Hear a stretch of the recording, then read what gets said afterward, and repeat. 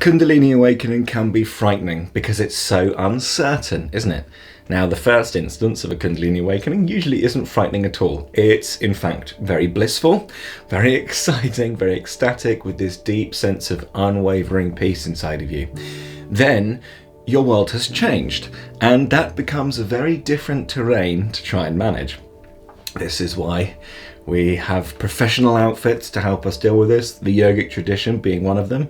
If you're interested in signing up for the Yogic tradition, you can apply down below. This is if you want structure and an esteemed traditional way to learn your awakening process from and learn about, then you're more than welcome to apply down below. There's also a free complimentary Freedom Toolkit you can sign up for down below should you wish. It's a 6-day course that will give you a wonderful invitation, a wonderful sort of sense for where this path can go. So there are two active types of process of surrender that we're going to talk about. One is giving up. That's waving the white flag, and that is not the sort of surrender that is going to get you anywhere on this path. The other surrender requires a sense of character, a sense of nobility, and a sense of true sacrifice, and that is active surrender. That looks like getting involved with what you're feeling in a moment and getting involved with the work that you know you need to do, even though there's no guarantee that it's going to work, and even though you're frightened and uncertain about where this is going to go. This is, I would say, true surrender. Now that we've got this out of the way, why is it important for a Kundalini awakening? Well, if it isn't obvious yet in your own Kundalini awakening, then it will become obvious. And I've thought of 3 main reasons, there will be more, this isn't an exhaustive list, as to why this form of surrender is going to be very important for you. The first reason is because you're changing, and there are going to be strange sensations in the body. Now, we had a solid identity before, didn't we? It was a worldly identity that related to the world in a worldly way, and then boom, your life changes in a moment. You go bang, essentially, as a huge amount of Shakti comes through the system. Shakti means energy, and your life is changed forever. Then, for the next probably 18 months to a couple of years, you're going to have some very strange sensations in the body. Now, you will likely respond to those sensations because we had such a solid structure ego that related to the world mainly through fear. You'll then apply that structure to the Kundalini awakening. Is this the healthiest way? Absolutely not. Is this going to help you? Absolutely not. Is it necessary? Well, yeah, because you can't skip stages. And if you've been relating to the world with fear, which is quite likely that you have been, then you're going to relate to these new sensations in your body with fear, which will then lead to, in a second way, anxiety. Because this is all new and everything is evolving inside of you. And these catalysts or new sensations, some of which will be wonderful and blissful, and even that can be scary and cause huge amounts of anxiety as something else comes up on you and you go, oh my God, am I going to die now? Or, oh my God, this feels too good to be real. Does this mean I'm dying? These things you might recognize inside of yourself, and that will cause anxiety as the ego grabs hold of the experience and tries to stuff it back down again and go, no, I want normal again. Well, unfortunately, you can't have normal, not for a couple of years anyway. For me, it took 6 years to bring some form of normality back because your whole worldview has changed. The third reason, and then we'll bring all these 3 into an amalgamation and talk about them a little bit more, is loss of identity. Now, you're going to have to surrender to that. You're going to have to surrender to the fact that your identity is now changing. There's been a big wedge in your worldly identity that you would have had, and now, as we've had a Kundalini awakening, the ego will still be there, and it might even be a spiritual ego now. Now, we're trying to, probably because it's scary and we don't know how to relate to the world, and perhaps there's lots of unwavering silence inside of the system, we're then trying to bring some element of normalcy back into ourselves. So we try and piece back our old identity into ourselves and start acting like that. But that then makes us look weird to other people, and it doesn't feel right to us. And there's a good reason for that, and it's because it shouldn't be done. Essentially, you'll do it though, so don't worry if you aren't, if you're trying to do that. It's totally normal. It's part of the process, seemingly.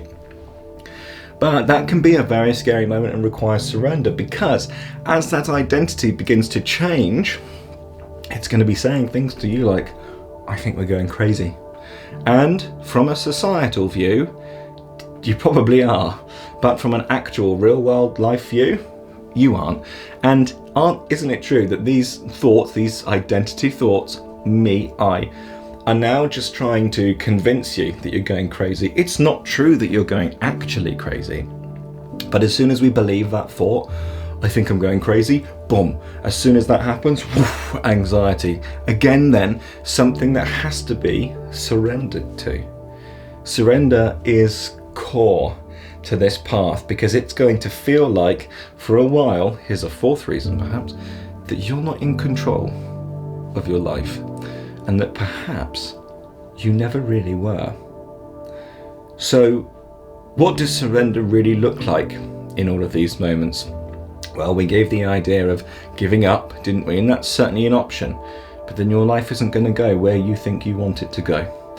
So the second version of surrender that we can use is an active version of surrender, and that's going to require you to recognize, my life has just changed. My life purpose has just changed, and now I need to do the work that all of the yogis, all of the enlightened masters of old then had to do. See, if we haven't earned an experience through a serious amount of sadhana, then of course we have to come back around and do that sadhana so that we can heal this stuff inside of our system, mainly that identity, and bring that into some form of normalcy and actually remove a lot of this stuff. See, sadhana is basically your daily spiritual practice that brings about the highest aliveness and intensity of energies, life energies, in your system, that is able then to shift the trajectory of your life, because in a way then there's less of you in you. What do I mean by that? Sadhana will create heat in the system.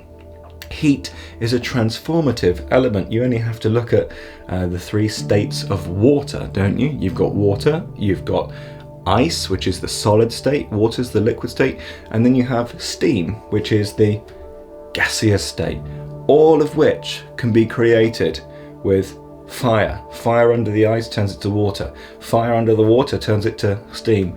Fire or heat is that transformative element, and this is all taught in the yogic tradition. Sadhana will create that dynamism, that heat inside of the system, so that you can transform and flourish. If you don't sign up for some sadhana or find some somewhere from some teacher, we offer some down below should you wish it. If you don't find that, well, I'm not sure what will happen, because that's not what I did. I found a teacher, and there is great power in finding a teacher. And thankfully, he was a strong leader and showed me what to do. And so I did the sadhana, and everything worked out reasonably okay. Don't get me wrong though, there will still be lots of challenges in your life, as there always were going to be anyway. If you don't do your sadhana, I don't know where that life process would have led me. It certainly wouldn't be here, talking to you. So, in conclusion, surrender really looks like surrendering to doing the work now that I didn't previously do to earn this wonderful, beautiful experience. And that work is sadhana. So that's something that's done every single day in your journey, so that you can break down that old identity, so that you can learn to let go into life more and become unified, or at least more so, unified with that one consciousness, that one energy that we all are and that you've just woken up to inside of your system. This is the way that the Kundalini process works, and in a sense, this is why surrender is so important in relationship to Kundalini after you've had that awakening experience. Surrender to that unwavering silence inside of yourself then continue to surrender to any strange sensations that come up. Observe them without judgment, to the best of your ability, without responding to fear. Although that looks like perfection, which doesn't exist, you're still going to do all of these things, and that's fine too. Then, by all means, surrender to the loss of identity, because that's going to happen, and you've probably already begun to notice that. A new identity will likely be formed, and you'll have to surrender to the loss of that too. But this identity, this next one, will be worn a lot more thinly. Thanks for watching this video. If you've just gone through a Kundalini awakening, then you're going to want to watch this video next. What happens after a Kundalini awakening experience? What can you expect? And you can watch that video just there.